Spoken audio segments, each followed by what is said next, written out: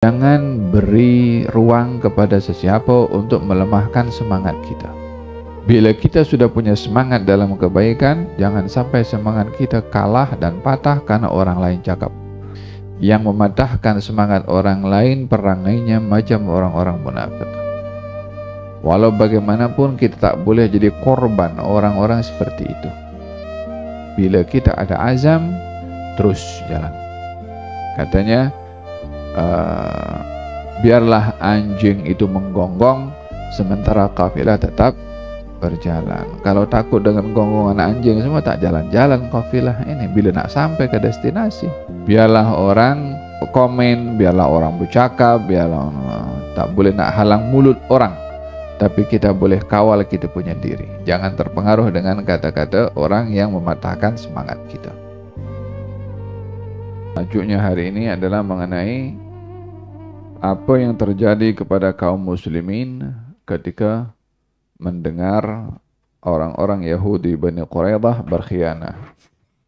Semalam saya sudah bahaskan berkenaan dengan hubungan kaum muslimin dengan orang-orang Yahudi Bani Quraidah yang hidup berjiran dengan kaum muslimin. Dan di dalam Islam tidak ada paksaan di dalam agama. Dalam arti berhak untuk memilih dengan mengetahui resiko pilihan. Bila memilih Islam, maka dia selamat. Bila memilih selainnya, maka dia tidak selamat. Dalam hal ini, bukanlah kebebasan dalam memilih tanpa menimbang resiko. Nah, walau bagaimanapun Islam menghargai untuk berjiran dan menjaga hubungan dengan orang-orang bukan Islam. La yanhaakumullahu 'anil ladzina lam yuqatilukum fid din wa lam yukhrijukum min diyarikum an tabarruhum wa tuqsitu ilaihim innallaha yuhibbul muqsitin. Allah tidak melarang kamu, wahai orang-orang beriman, untuk berbuat baik dan ihsan kepada orang-orang yang tidak beriman, yang tidak memusuhi kamu, yang tidak mengusir kamu, yang tidak berpakat dengan orang lain untuk memerangi kamu. Tidak mengapa kamu berbuat ihsan, tidak mengapa kamu berbuat adil kepada mereka. Diperintahkan dalam ayat ini berbuat ihsan dan juga adil hatta kepada orang bukan Islam. Seperti mana kalau orang Islam berbuat kesalahan dijatuhi hukuman, orang bukan Islam pun sama hukumannya. Tidak ada pilih kasih dalam hukum. Walau bagaimanapun orang-orang Yahudi yang sudah disikapi dengan baik dan ihsan oleh Rasulullah untuk sama-sama berjiran dan tidak mengganggu, mereka pada akhirnya berkhianat. Dengan mengingkari janji dengan baginda Rasulullah bahwasanya tidak boleh ada sesiapa mengganggu dan tidak boleh menjadi sebab berpaling tadah dengan bergabung dengan musuh untuk menyerang kepada kaum muslimin. Orang Islam tak boleh ganggu orang Yahudi tak boleh ganggu orang Islam. Ternyata orang-orang Yahudi berkhianat. Ketika situasi seperti itu, keadaan kaum muslimin semakin genting. Katanya, ketika sampai kabar orang-orang Yahudi berkhianat, wa dharra qarnul munafiqina bainahum yafuttuna fi adudil muslimin. Orang-orang munafik justru mematahkan semangat kaum muslimin dengan mengatakan kamu tak mungkin akan menang, kamu tak akan mungkin berjaya. Macam mana nak berhadapan dengan musuh yang ada di hadapan dengan sekian ramai kenteraan yang begitu banyak, persenjataan yang lengkap. Ini orang-orang Yahudi pun dah berkhianat. Tak ada lagi dah kita nak boleh berhadapan dengan musuh. Ulanglah kalimat-kalimat yang mematahkan semangat kaum al-muslimin. Dalam peperangan ini yang penting adalah kekuatan dalaman, kepercayaan dan keyakinan bahwasanya ketergantungan kita hanya kepada Allah Subhanahu wa taala. Saya ceritakan semalam bagaimana peperangan yang terjadi antara Talut melawan kepada Jalut. Jumlah tentera yang bersama dengan Talut waktu itu hanya 300 lebih. Melawan kepada Jalut yang macam giant dia punya tubuh badan, kekuatan yang luar biasa. Fahazamuhum biiznillah. Maka mereka berjaya mengalahkan, yakni Talut berjaya mengalahkan Jalut dengan izin Allah Subhanahu wa taala, dengan ketergantungan mereka kepada Allah. Rabbana afrigh alaina sabran wa tsabbit aqdamana wansurna 'alal qaumil kafirin. Dalam peperangan Badar pun juga jumlah kaum muslimin dalam 300 lebih melawan 1000 orang tapi boleh menang. Wa man nasru illa min indillah.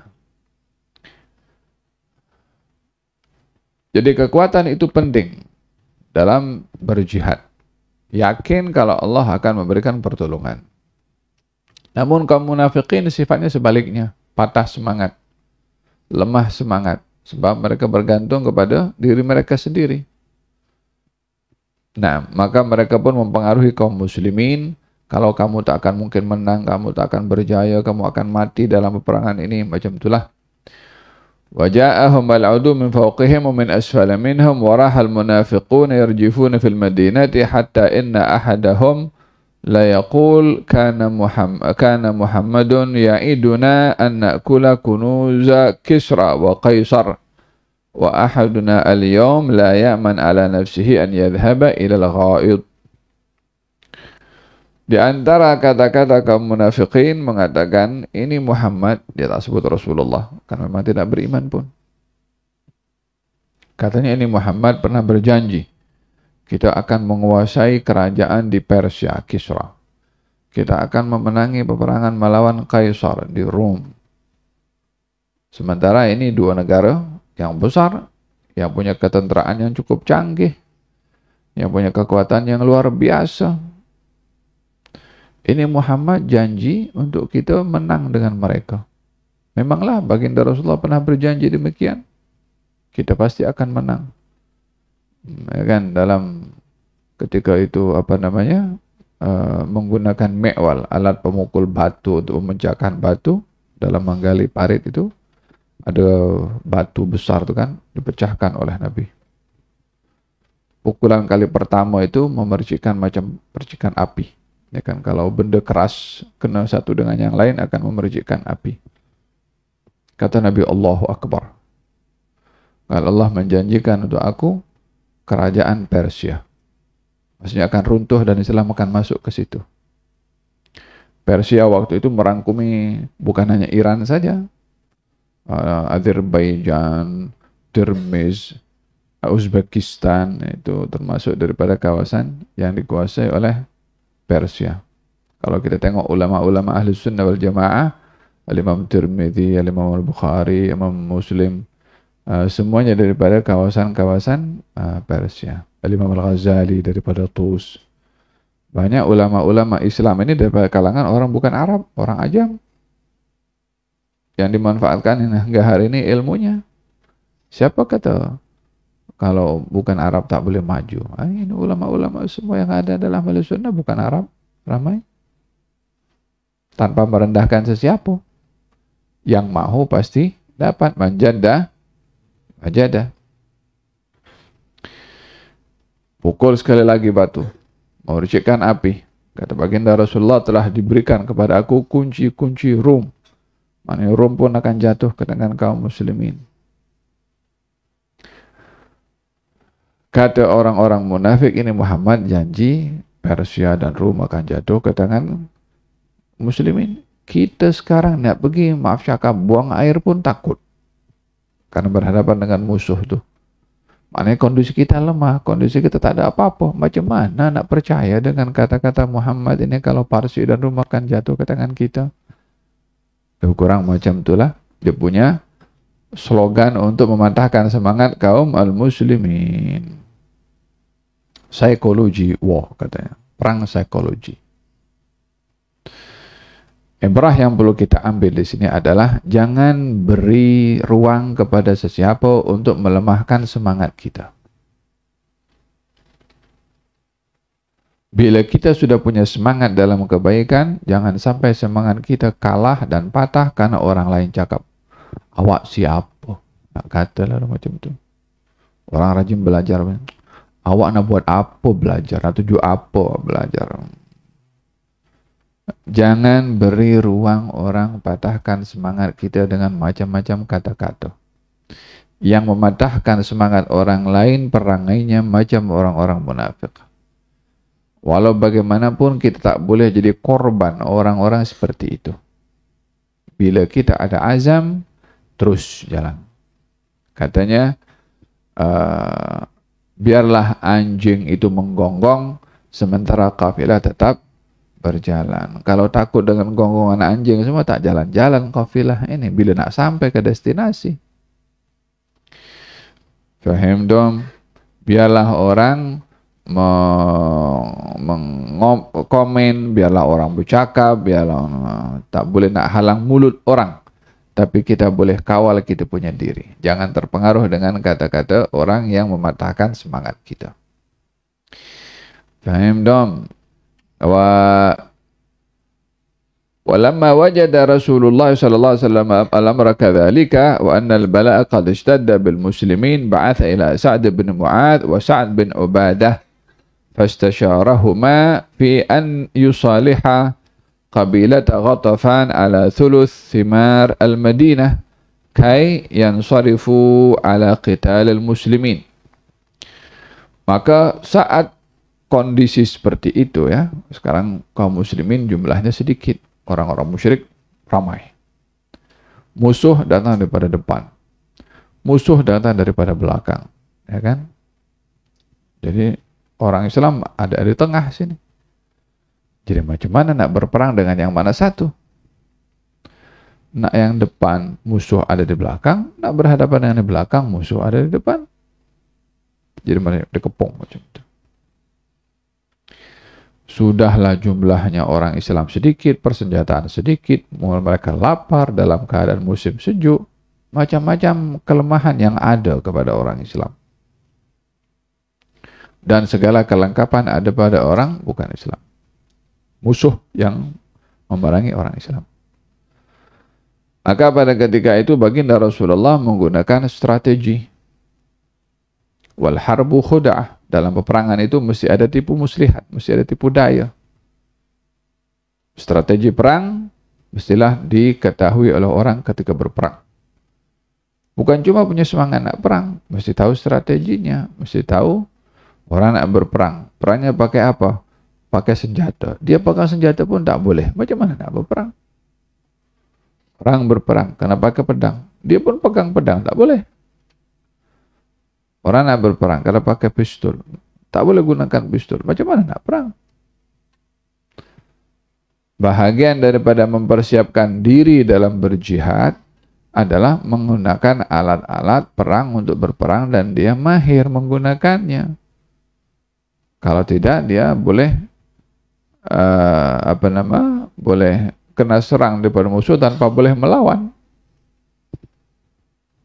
Di antara strategi yang dipakai oleh Rasulullah adalah memecah belah kekuatan musuh.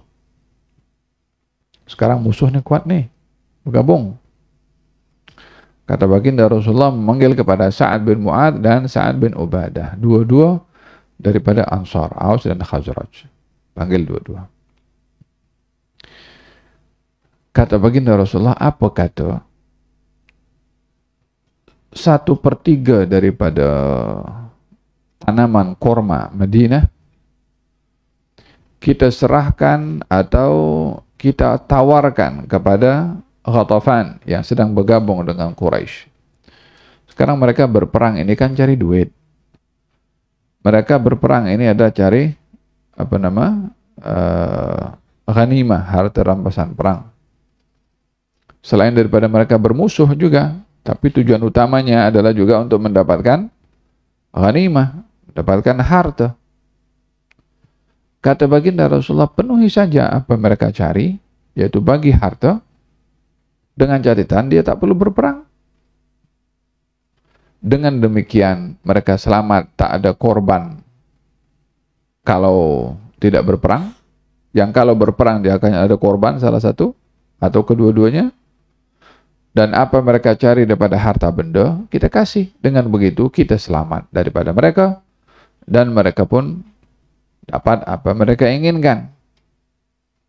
Yang kalau kita bagi 1/3 daripada kebun korma yang ada di Madinah kepada Ghatafan, dengan catatan Ghatafan kena balik.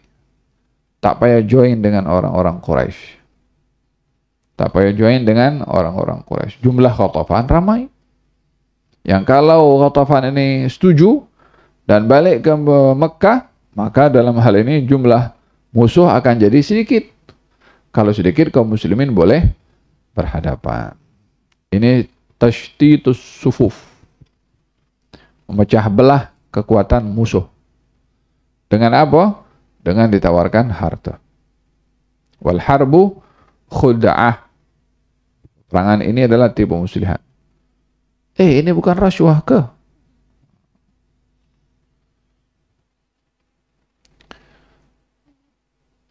Dalam hal ini, walaupun bentuknya seperti rasuah, karena dalam peperangan ini tipu muslihat al-harbu khud'ah, dalam perang ini beberapa perkara yang tidak boleh menjadi boleh. Seperti berdusta. Berdusta tidak boleh, dalam perang boleh. Termasuk mengoffer tawaran harta untuk memecah belah kekuatan musuh. Maka baginda Rasulullah mengambil langkah demikian. Kita offer kepada mereka 1/3 tanah di Madinah yang ada korma, kita serahkan, mereka dapat harta, dengan catatan mereka balik, tidak memerangi kepada kita. Cadangan ini datang daripada Rasulullah setelah Rasulullah melihat kaum muslimin mulai goyang. Saya gambarkan semalam bagaimana Al-Quranul Karim menceritakan idh ja'ukum min fawqikum wa min asfala minkum wa idh zaghatil absar wa balaghatil qulubul hanajira wa tadhunnuna billahi adh-dhunun. Kaum muslimin itu macam jantungnya dah nak keluar dah, karena kondisi begitu genting. Lihada kata baginda Rasulullah, la tatamannau liqa'al adu. Kamu jangan sekali-kali berangan-angan untuk berhadapan dengan musuh dalam perang. Kita kan digalakkan untuk berjihad. Ya, semangat jihad itu boleh.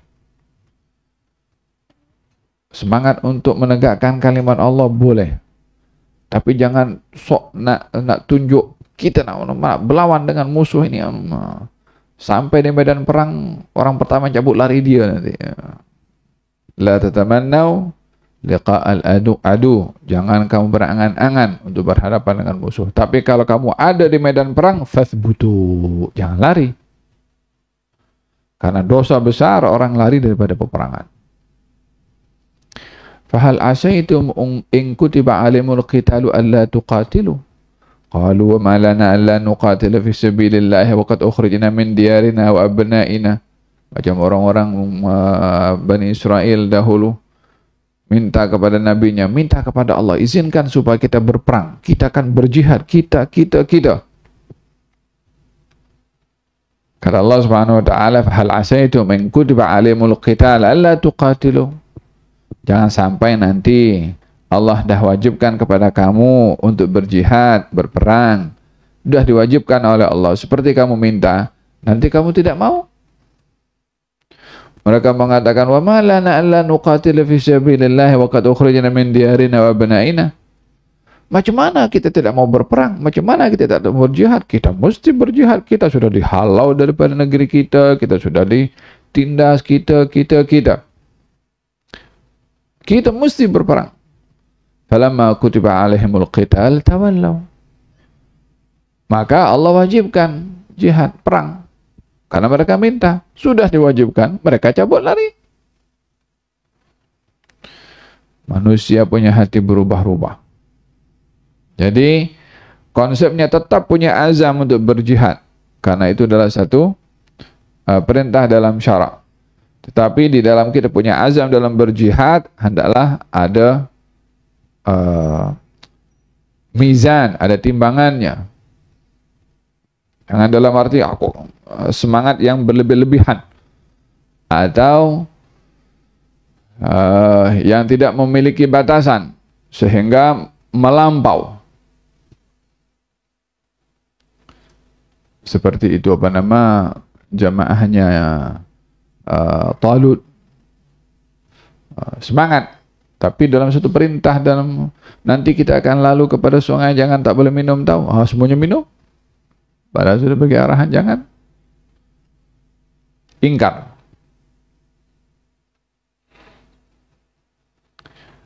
Faham tuh? Tapi kalau sudah ada di medan perang, jangan lari. Karena juga hadapan. Emma syahid, emma menang dalam peperangan. Faham tuh? Ada baginda Rasulullah menawarkan demikian. Ketika bermusyawarah dengan Sa'ad bin Mu'adz dan Sa'ad bin Ubadah. Kata Sa'ad bin Mu'adz dan Sa'ad bin Ubadah, "Ya Rasulullah, ahuwa amrun tuhibbuhu fanasna'uhu? Am syai'un amaraka bihillah? Am syai'un tasna'uhu lana?" Ya Rasulullah, kamu tanya dan musyawarah kepada kami untuk tawarkan kepada Ghatafan 1/3 kurma ini supaya mereka balik. Adakah itu kecenderunganmu, keinginanmu, ataukah Allah yang suruh kamu, atau kamu buat semata-mata untuk kami yang sedang risau, runsing, tak nyaman, khawatir? Yang mana satu? Kamu buat itu tawaran itu yang mana satu? Adakah itu keinginanmu, atau Allah yang suruh, atau kamu buat semata-mata untuk menyelamatkan kami, untuk menenangkan kami?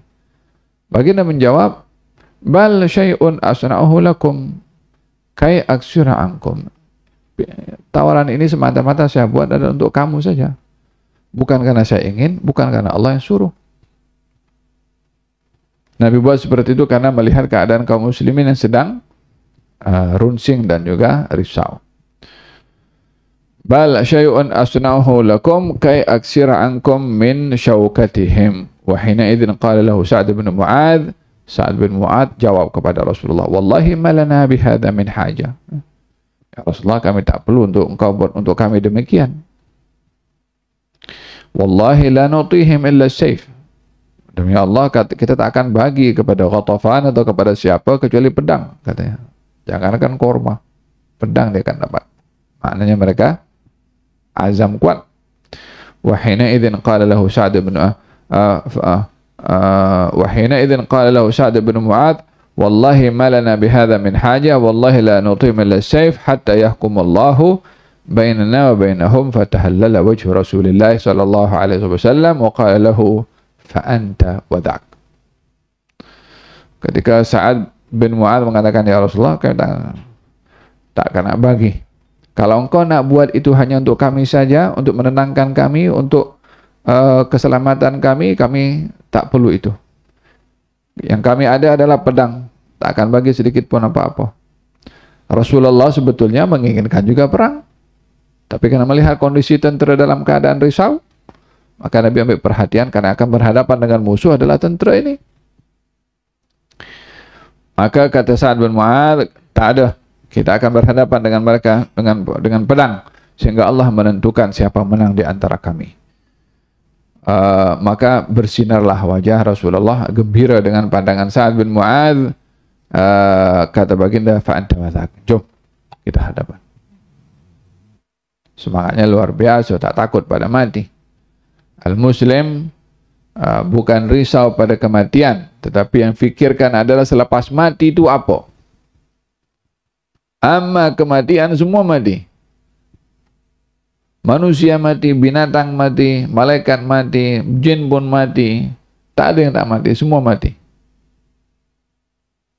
Tetapi yang menentukan adalah selepas kematian itu apa. Itulah yang dicari oleh kaum muslimin. Syahid di jalan Allah Subhanahu wa taala, mati juga.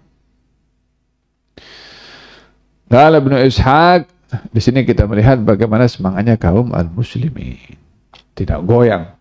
Kaum munafikin kata kamu tak akan mungkin menang. Kaum munafikin mengatakan kamu punya kekuatan sedikit. Kaum munafik mengatakan kamu tak akan berjaya dalam perangan ini. Dipatahkan semangat. Sementara kaum muslimin masih perang.